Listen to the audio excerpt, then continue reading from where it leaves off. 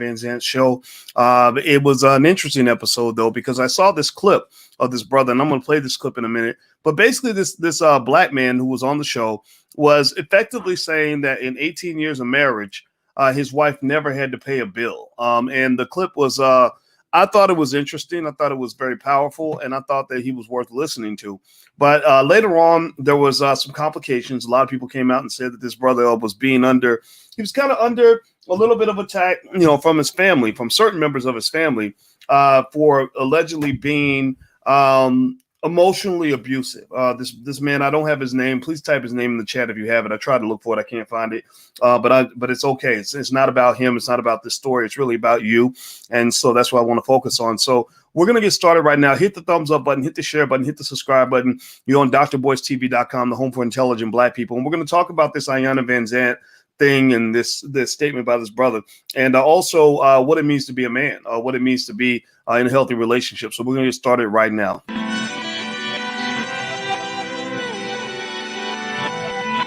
Here we are, clan the isms, cataclysm, great. Our people out here struggling, trying to make it in this state.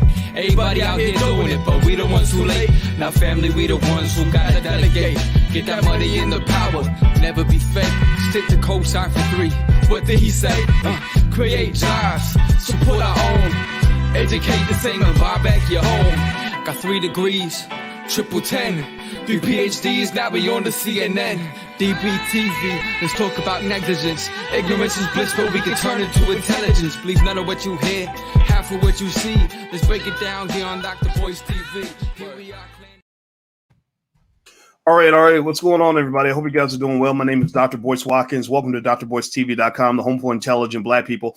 I want to talk a little bit about this clip that I saw today. Somebody sent this to me, and it has to do with a black man who basically, I'm not gonna say he broke the internet, but he was on his way to breaking the internet, and it was all because he basically made a statement about how he's been married to his wife for 18 years, and his wife has never had to pay a bill. And he says that's what a man does. A man takes care of the bills so that his wife doesn't have to worry about these things.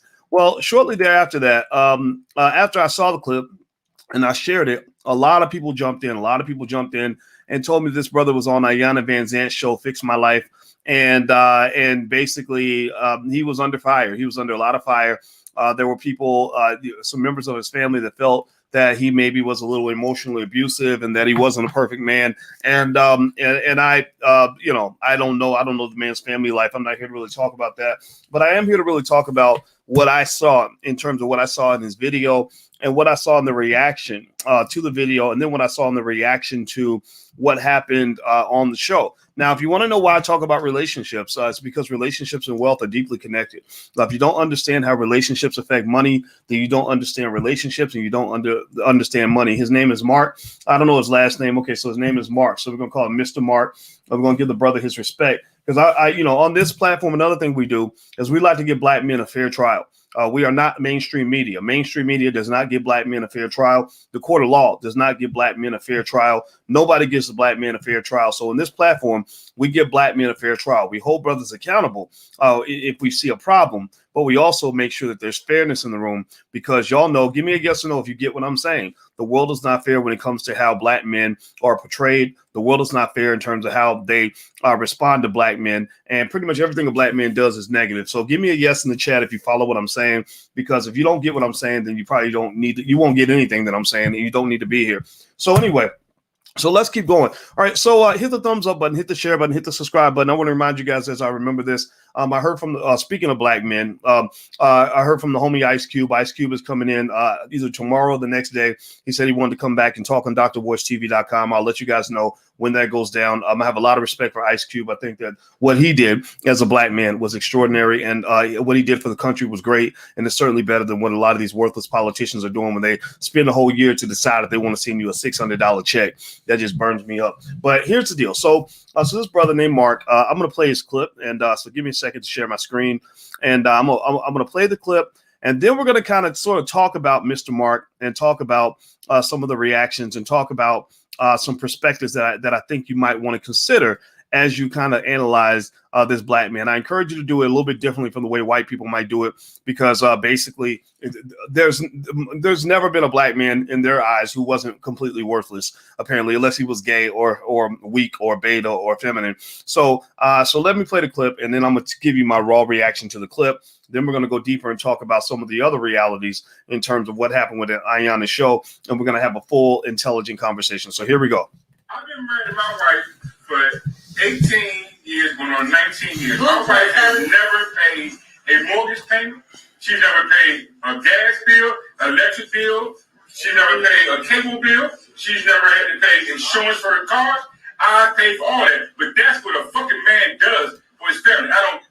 I'm not on no pedestal behind it, but that's what a man does. A man takes care of his family. My wife shouldn't have to worry about a goddamn mortgage payment. She doesn't have to worry about the lights being on, gas being on, food in the motherfucking refrigerator. She don't pay for food. She don't pay for none of that. That's my motherfucking job.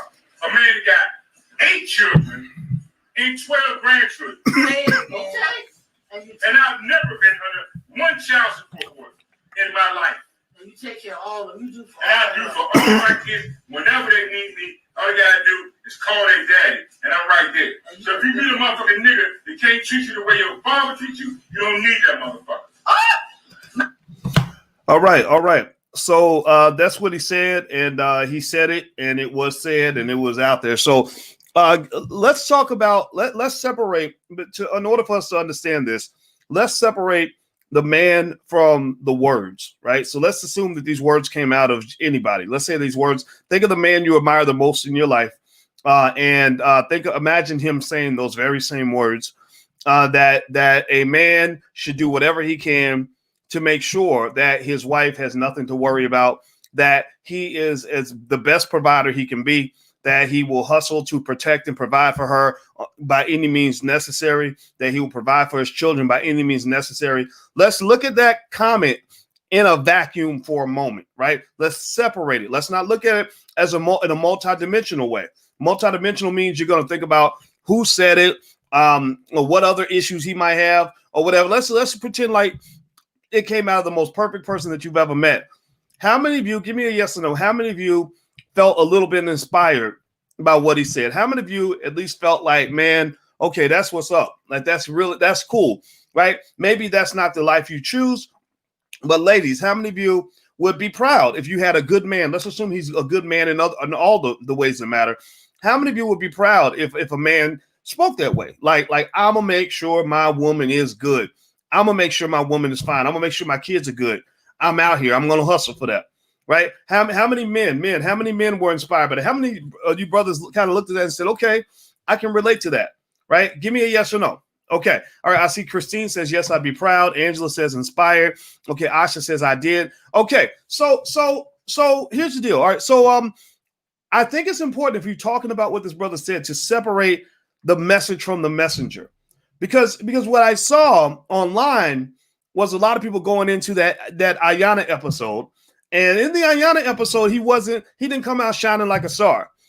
It looked like there's some family issues going on. It looked like he had children that were mad at him. It looked like he had a wife that maybe had some issues with him, right? Now, she stayed married to him for 18 years. I don't know why, but whatever. That don't mean you can't have issues with him, right? Anybody who's been married for a long time knows that long marriages like that are a little bit of a mix between love and hate. You know, it's like if you've been in your body for 40, 50, 60 years, you got good bacteria and bad bacteria, but you're glad to still be alive, right? So a lot of marriages are like that. They're like your body. After about 30, 40, 50 years, you get some good bacteria and bad bacteria. And some people say, you know what, at least we made it, right? But then there's some people who say we needed to amputate. So I amputated the heart and the lungs out of the body because I needed to get rid of the bad bacteria. But unfortunately, sometimes you end up killing the whole body, right? That's the paradox of marriage.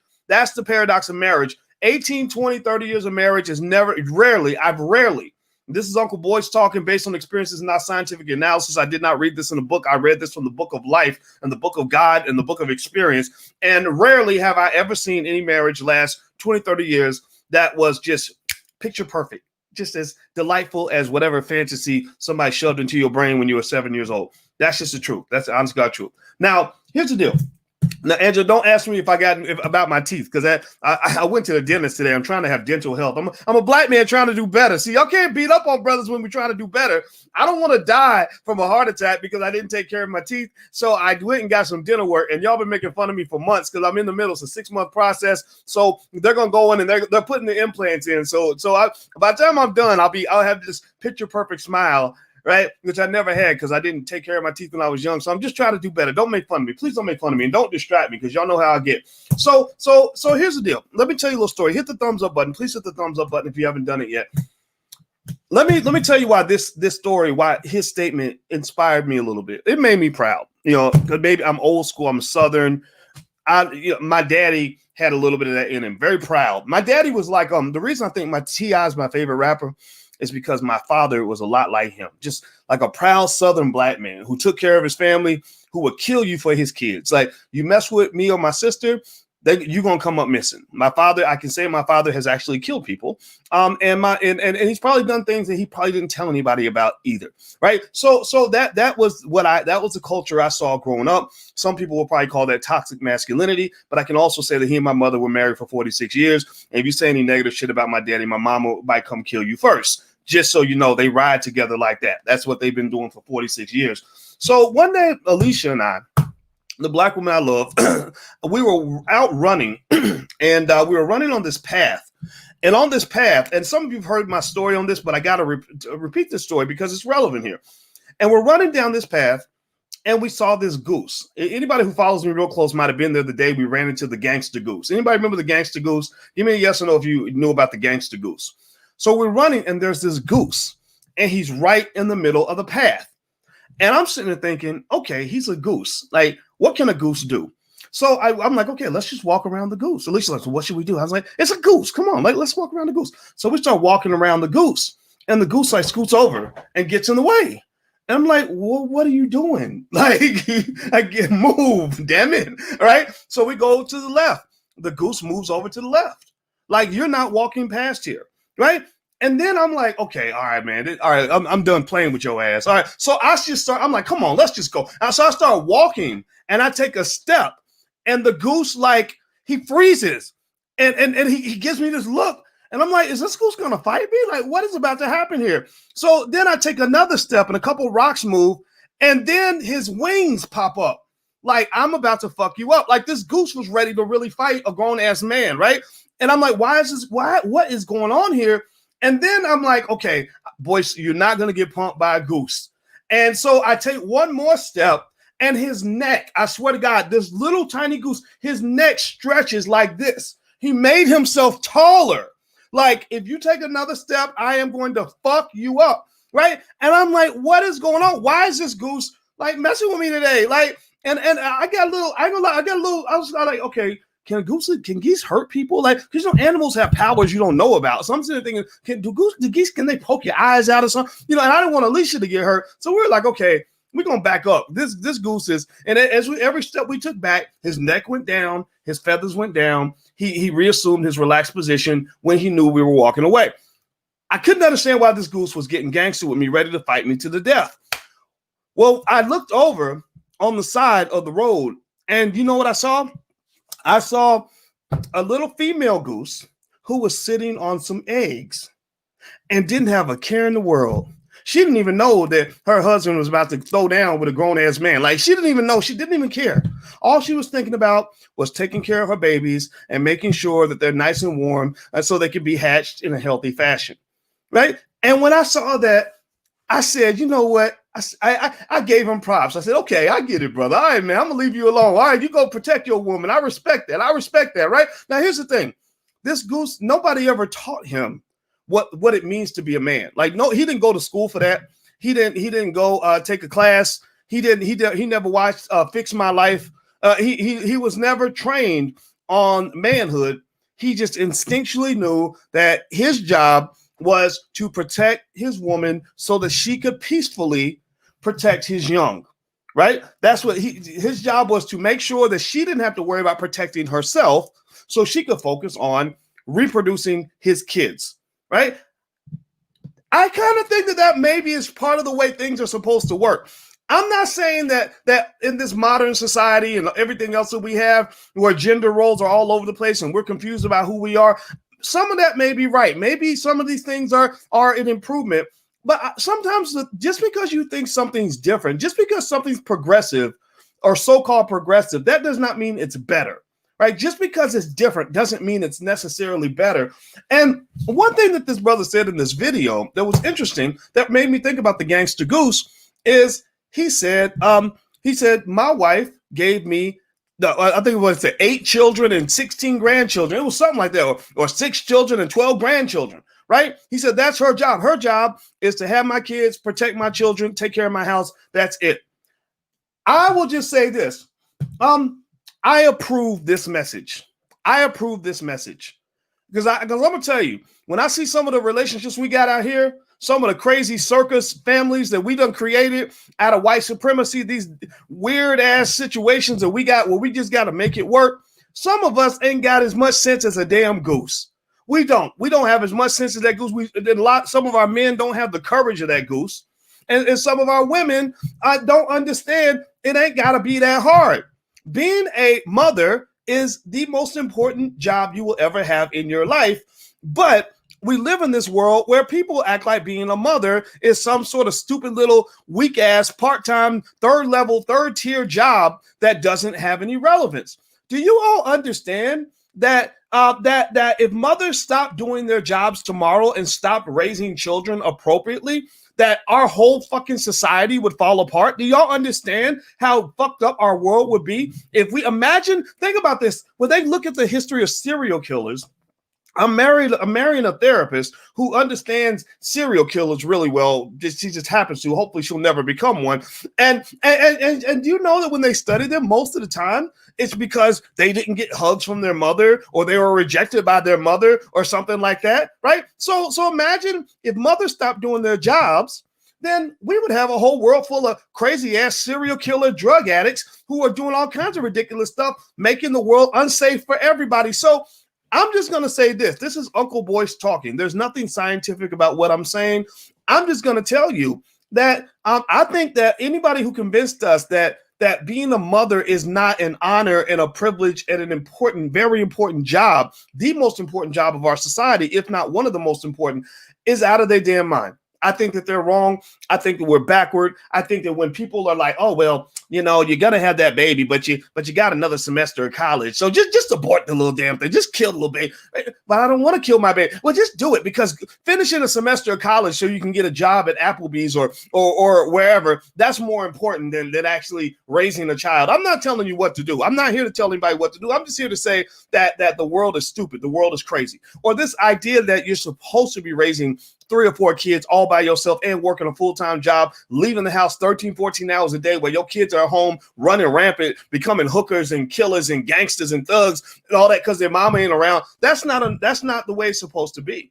That's just not the way it's supposed to be. And so I'm not here to tell you how your life is supposed to be. I'm just here to tell you that there are many, many ways to skin that cat. And the other thing that geese understand that human beings don't understand is this. I learn a lot when I go running with Alicia, partly because she lectures me the entire time. We're a couple of know-it-all college professors, so you can imagine us trying to talk over each other. So I learned, my secret weapon is I learned how to just shut the fuck up and let her talk. So she's talking, I'm listening, I'm hearing about psychotherapy and analyses and relationship therapy and everything. And I'm learning. I'm like, okay, you know, but she's a social worker. I'm not a social worker. I'm a finance guy. So I'm a little bit, you know, my daddy was a cop. So we're kind of like, you know, very much like cut and dry, like, oh, well, stop feeling sorry for yourself. Just do the damn shit. Like, get off your ass, right? That's how I am. But she's like, well, no, boys, he didn't get love from his mother. And that's why he, blah, blah. And I'm like, yeah. So anyway, so I'm listening and we're running and I see some more geese. I see geese everywhere. We were stepping through geese shit, like as we were running.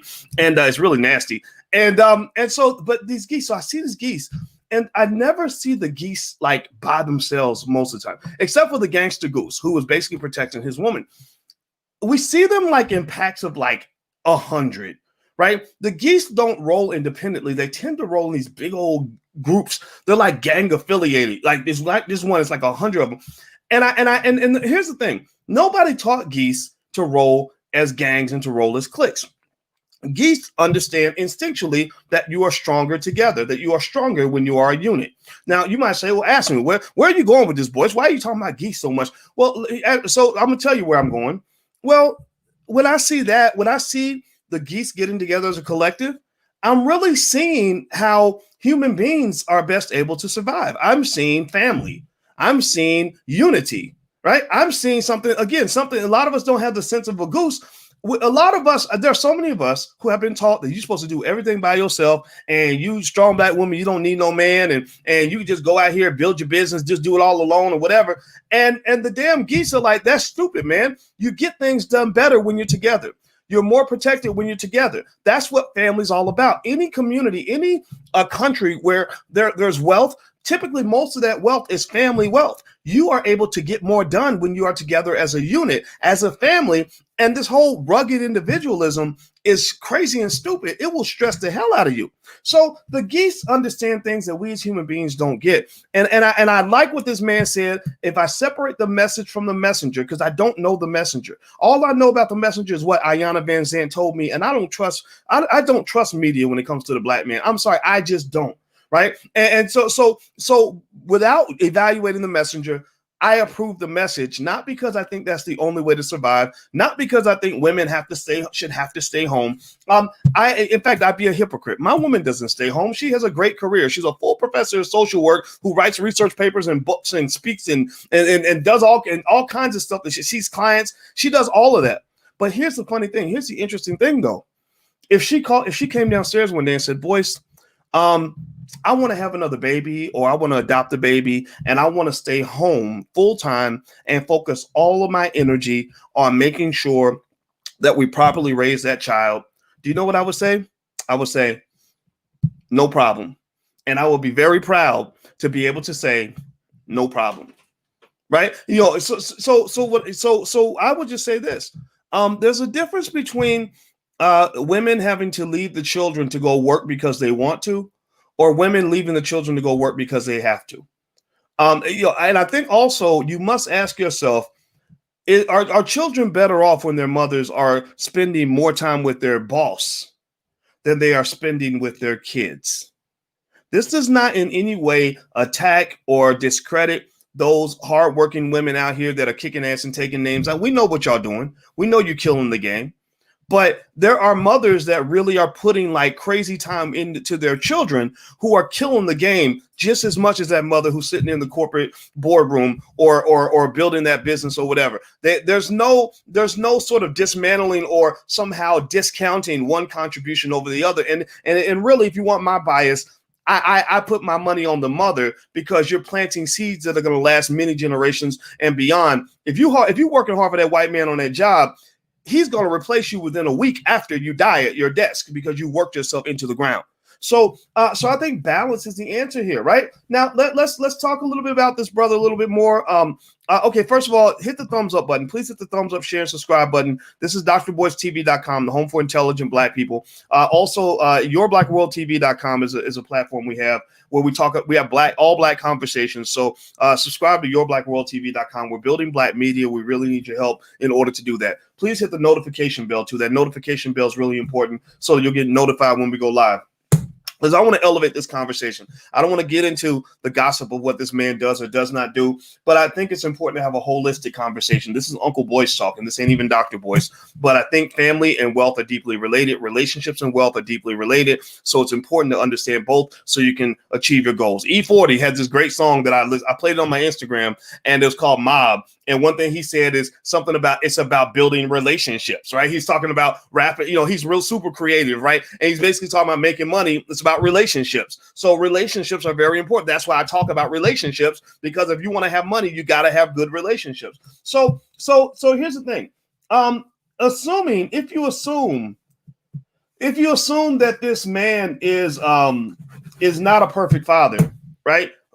Then, first of all, let's just stop there. How many of you, raise your hand, give me a yes or no. How many people in here are not perfect? Give me a yes if you are not perfect. Type yes in the chat if you are not a perfect person, right? Type yes in the chat if I was able to go into your life and find the people who hate you the most and literally say the worst things that you've ever done and make you look really bad on TV? Give me a yes in the chat. Somebody said I sound like 40 water just now. Yeah, well, it's all about relationships. Like he has a funny kind of like hokey kind of. He's so creative. I love this guy. But anyway, so okay, and Spice One actually out of the Bay Area is one of my favorite rappers of all time. So this is like super exciting, like just meeting like some of these people that I just admire so much as artists. The music, there's another conversation to have about the music, but you know they're doing their thing, and I respect that. Okay, so he's not a perfect man, maybe even more imperfect than some of us. I became deeply concerned when I saw his, several members of his family confronting him about things that he did that were less than perfect. So I think that at the very least we can agree on this, and I think that this is true.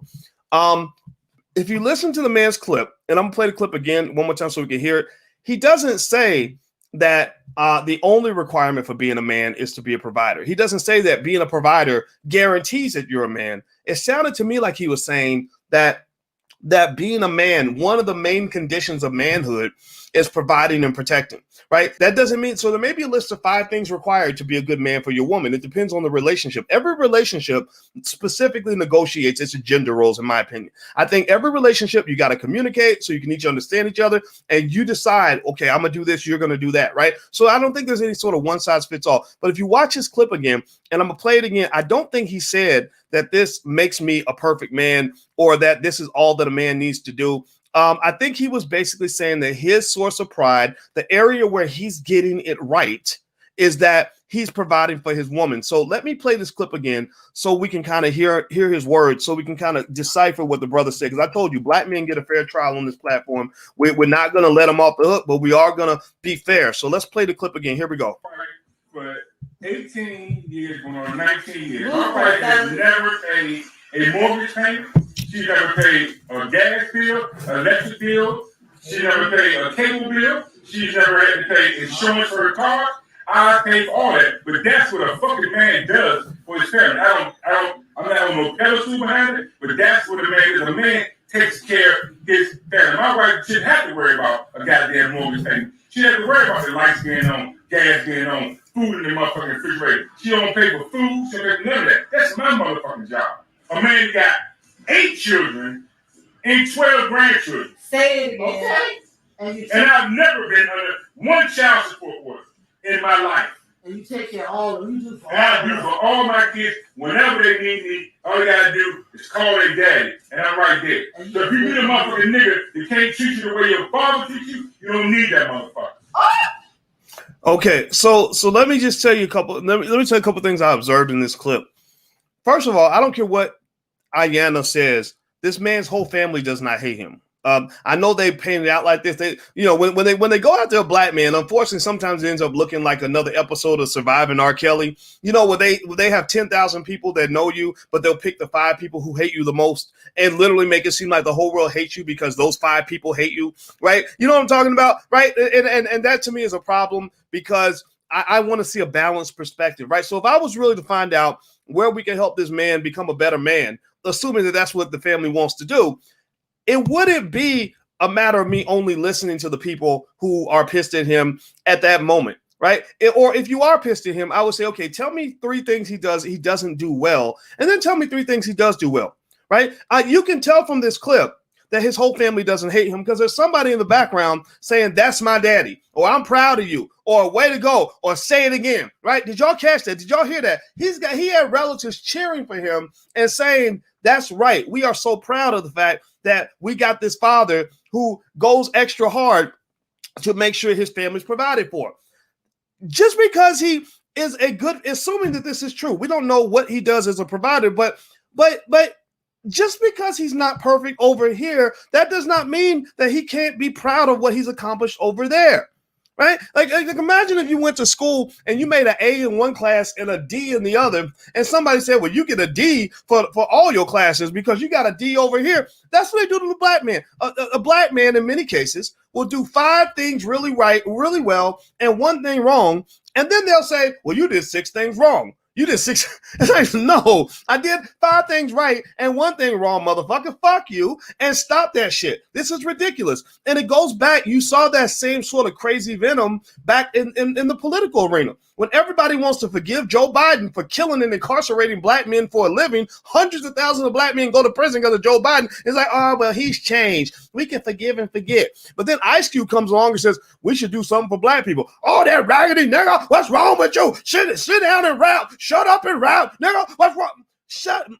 Are you crazy? What is wrong with you? Seriously, what is wrong with you? Like at least have some damn balance. You ain't got to agree with what he was trying to do, but at least show that respect and say, thank you, black man, for trying to get out here and doing your best to support the community. We appreciate that. I don't agree with you, but I support you, right? And thank God a majority of people get that message. Thank God that there are people who get it, but there are some people who are in a toxic mind frame. They don't know how to do anything other but incarcerate a black man. They don't know how to do anything other than string a black man up in the street by his testicles and tar and feather him and burn him at the stake. Right? You're doing your best to destroy the power and reputation of the people that some of whom may not be perfect, may have flaws, but they're trying to help. They're trying to protect. All he's saying is, I'm proud of the fact that I take care of my woman. She ain't never had to pay a bill.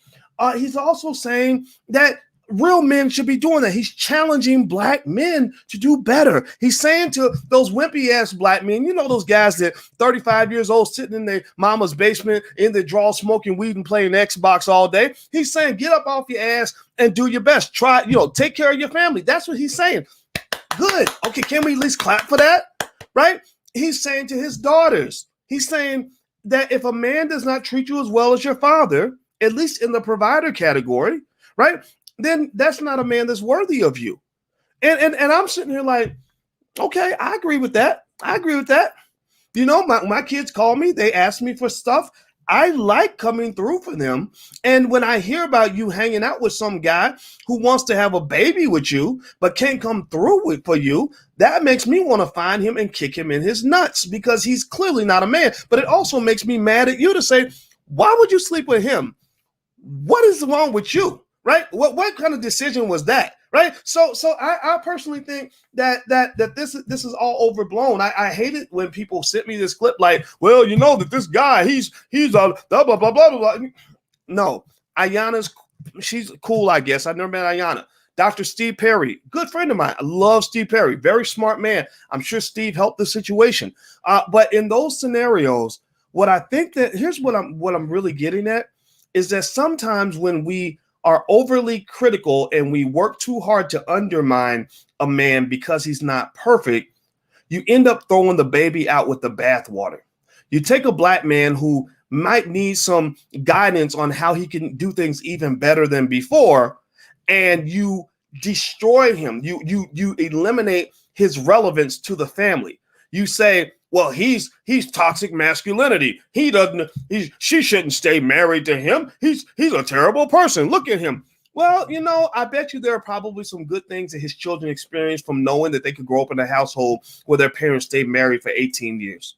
And I can say this. I grew up. My daddy is my daddy, if he was 18 years old today, he'd probably be a gangster rap or something. He'd be like, when he's 21 Savage or something, because he was all into all kinds of stuff back in the day.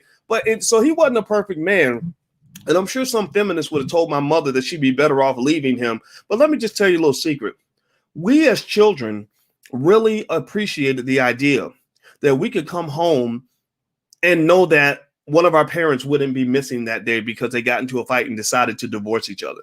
Like we grew up with a rare privilege that a lot of black kids don't get anymore, which is knowing that we could just worry about little shit because we knew that the big shit wasn't going to happen. We knew that our parents were never going to just abandon each other and run off and then try to convince us that we should be rotating between houses, which would have caused us to become criminal and suicidal and everything else. Again, I'm not dissing people that become divorced, but I think that what we have forgotten is that family ain't about you and always having your happiness and your bliss all the time in every single moment. Family's about the collective. Family's about. How about we think about the children too, right? How about we maybe at least say, maybe the kids, if we're able to hold our shit together and to be respectful to each other, even if I don't really like you that much anymore, maybe there's a reason to go ahead and see if we can work this out. Go get a therapist or something so we can hold it together for the sake of the kids, right? I think that when we get to a world where we lie to ourselves and make ourselves believe that children are better off without a father in the house, or that children are better off with divorced parents than with married parents, I think that's when you become a little bit crazy. It doesn't mean that something's wrong with you for getting a divorce. I'm not saying that at all. I'm just saying that maybe that means we're a little bit crazy, right? So let me just say this too. The thing about this man is the bottom line is this: you can still learn from what this man said. This idea, the fact that people are trying to destroy all his credibility, like that's what I saw. It's interesting. It's almost like a smear tactic. It's like people send me the video and they're like, look at him on Iyanla Vanzant. Look at how much his relatives dislike him, and look at how screwed up he is.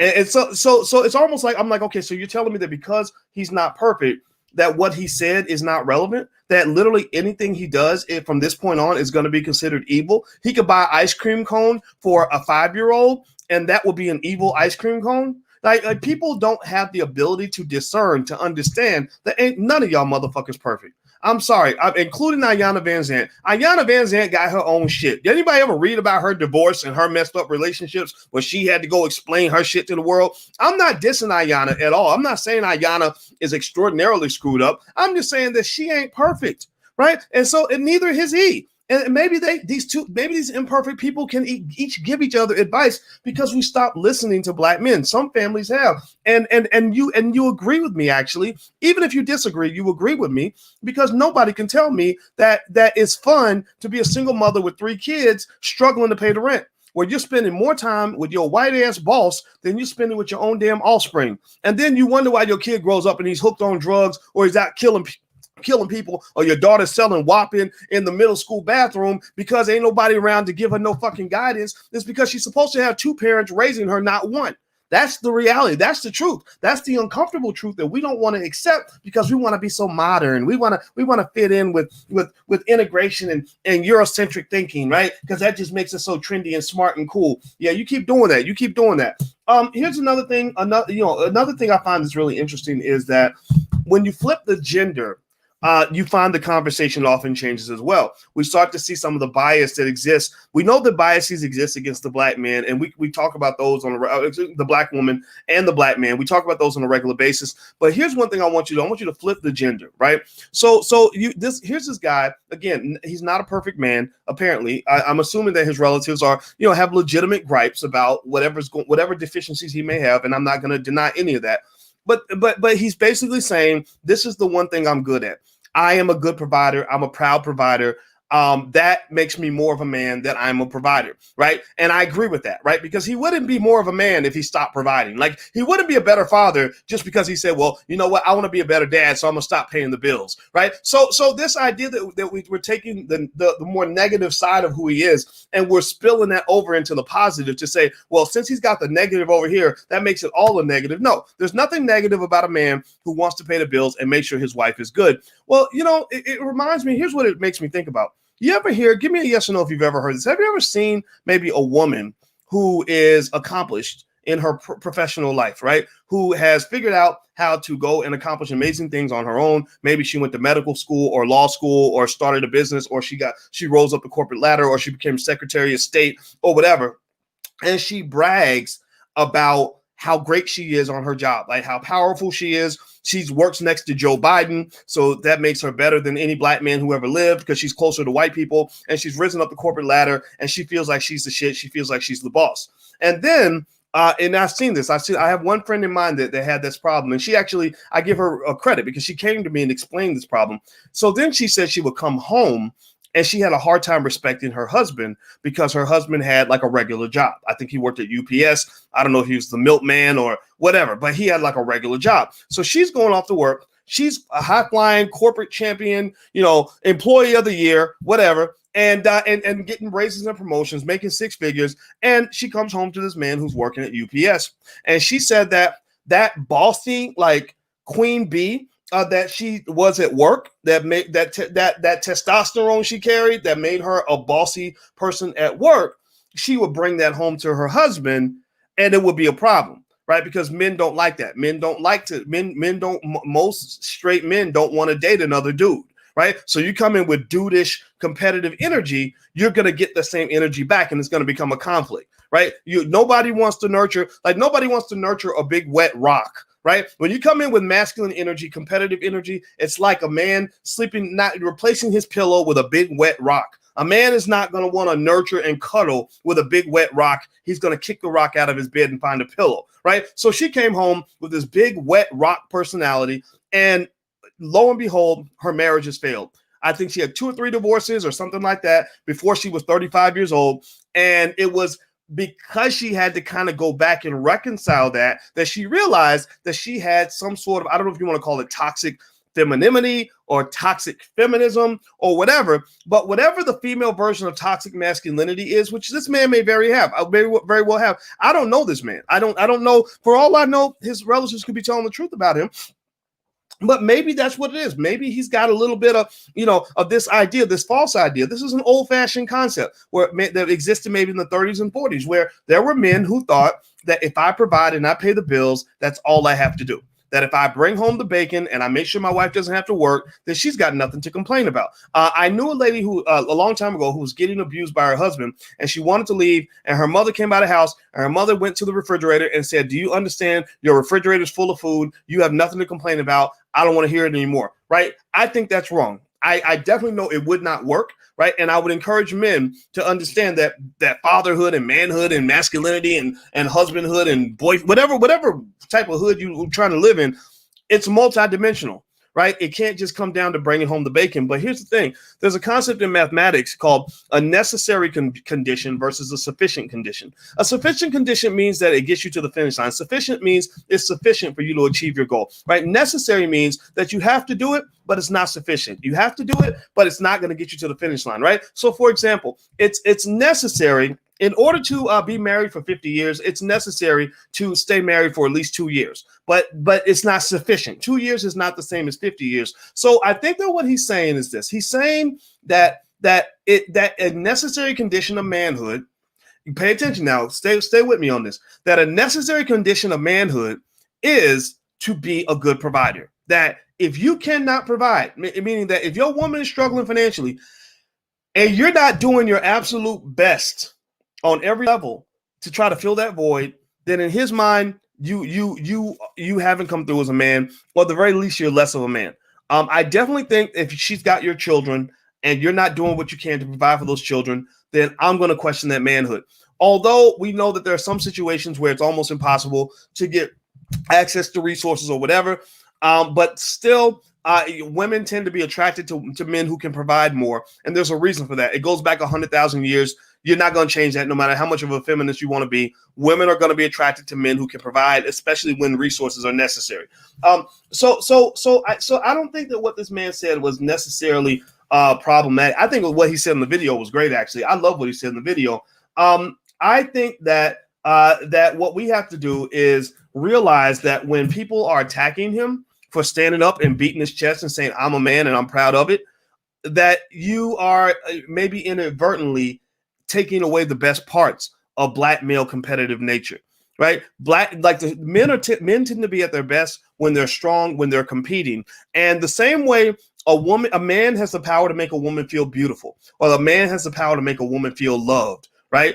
A woman has the power to make to make a man feel strong. A woman has the power to make a man be at his best. So if you're beating him down and constantly telling him what he's doing wrong, then he's not going to be at his best.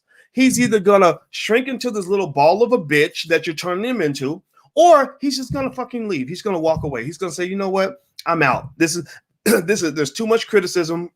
I'm constantly being beaten up on. This is verbal abuse. I'm leaving." Right. So remember this. I think it's important to understand this. People don't accept this, and people don't talk about this much. They don't talk about this much in mainstream media because they hate the black man. I'm convinced. I'm absolutely convinced of that. They hate the straight black man. The straight black man is kind of public enemy number one. for logical reasons, because the straight black man is one of your keys to overcoming white supremacy. Because when strong ass men, like say Ice Cube types, step into that bitch and start negotiating, playing hardball with these white boys, they get real nervous because they don't know what to do with that. So just know the straight black man will always be the enemy. He will always be public enemy number one. Their goal is to hunt and kill, seek and destroy. That's why Joe Biden built all those prisons, because they didn't want a Boyce Watkins to make it to the year 2020.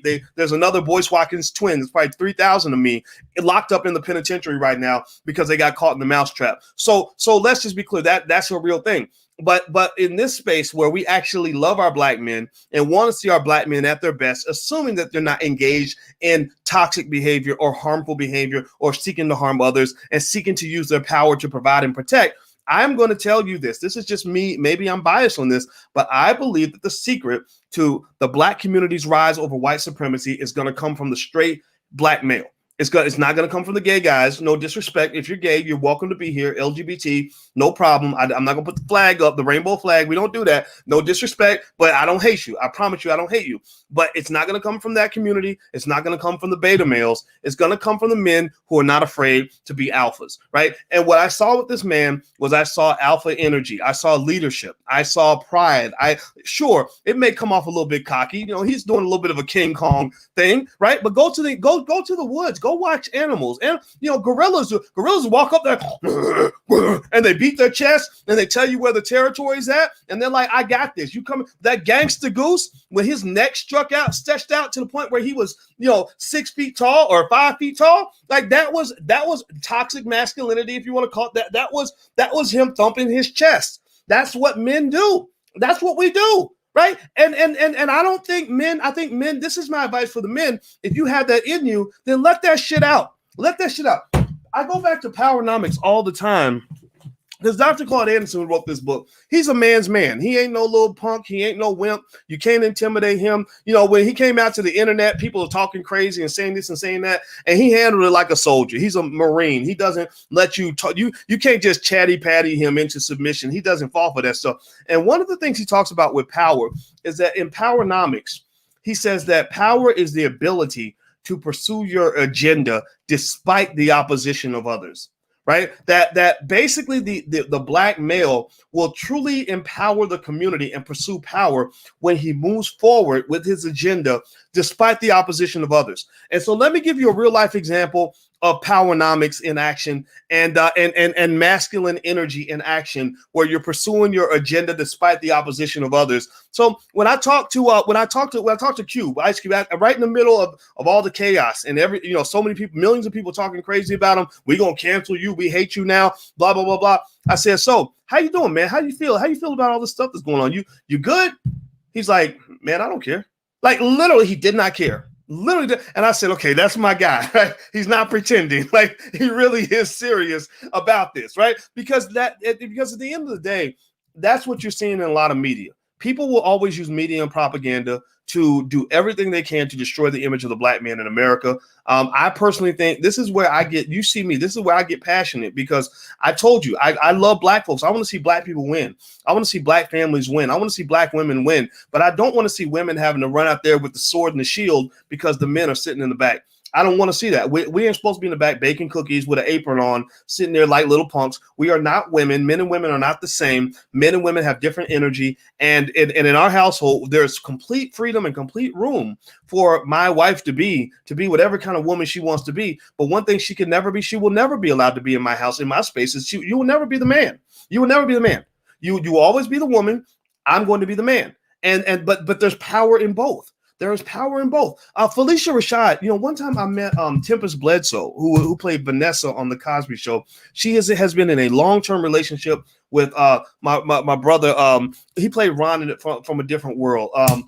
Daryl Bell. Love Daryl Bell. So smart, such a smart guy. Tempest once told me a story about Felicia Rashad, and in real life, Felicia is as wise as she is on TV. That's what I'm gathering. I've never met her in person. But one thing she said is that a lot of times women lose an understanding of all the power you have in being a feminine woman. And her analogy was the chessboard. Apparently on the chessboard, I'm not an expert on chess, but the king can't really do anything without the queen's permission. The queen actually has the power on the chessboard. And the king is important, right? But the queen really can kind of make certain moves that the king can't make. So if the queen spends all her time trying to be a king, she's given up the power of being a queen, right? So I'm a believer in the power of the queen, and I think that because in America we are listening to these crazy Europeans who are determined to occupy your mind and to control you and to make you just as dysfunctional as they are. They made you forget who you are. And so I just say this. I'll end on this note. I heard what this black man said. I think that his comment was absolutely awesome. I love the idea of a man taking pride in the fact that his woman could sit back and raise the kids and not have to worry about bills. That inspires me. That inspires me a whole lot more than seeing a man back up and sit in the fold and sit in his wife's kangaroo pouch like he's a little child. I'm not interested in that. I think that black men should roar a little bit. I think that black men should be proud of who we are. I also think the black man in America needs to carve his own path. I think the black man in America is too big. You're too strong. Your shadow is too great for you to sit in the shadow of a lesser man. And I think in America, they've tried to constrain you because I think that they feel like they're lesser men. They know this. They know that what I'm saying is true. And that's why they sought to kill you first. So just know that if you are if you're just a stupid thug or if you're a wimp or whatever, like they're not going to really fear you. But if you are an intelligent man or a strong man and a capable man and a hardworking man and an ambitious man and an assertive man, just know you're going to be public enemy number one for most of your life. Just know that they're never going to make it easy for you. Just know that you getting ahead in America is going to be as hard as it was for LeBron trying to get a championship. Nobody ever gave LeBron James a championship. LeBron had to go fight for that, right? The only thing you get easy is the cheap stuff. The only thing they give you that's easy is the free stuff.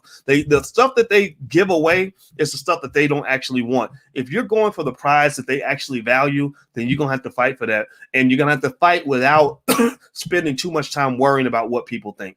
Okay, are we on the same page? Give me a yes or no if you get what I'm saying. I know I went a little bit out of pocket today, but I can't hide. This is something I'm very passionate about, and because I believe that the black male, the strong black men in the community, the smart, strategic men, the assertive men, the ambitious men, hold the keys to black people overcoming white supremacy. So everybody type the word power in the chat so we can end on a good note. Type power in the chat if you get what I'm saying.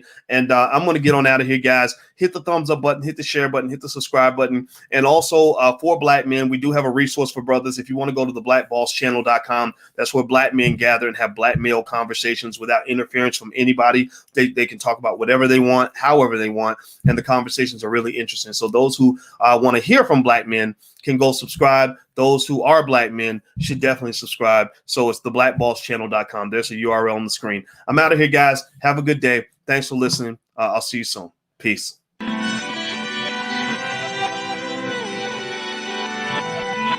Here we are, clan the isms, cataclysm great. Our people out here struggling, trying to make it in this state. Everybody out here doing it, but we the ones who late. Now family, we the ones who gotta delegate. Get that money in the power, never be fake. Stick to co-sign for 3. What did he say?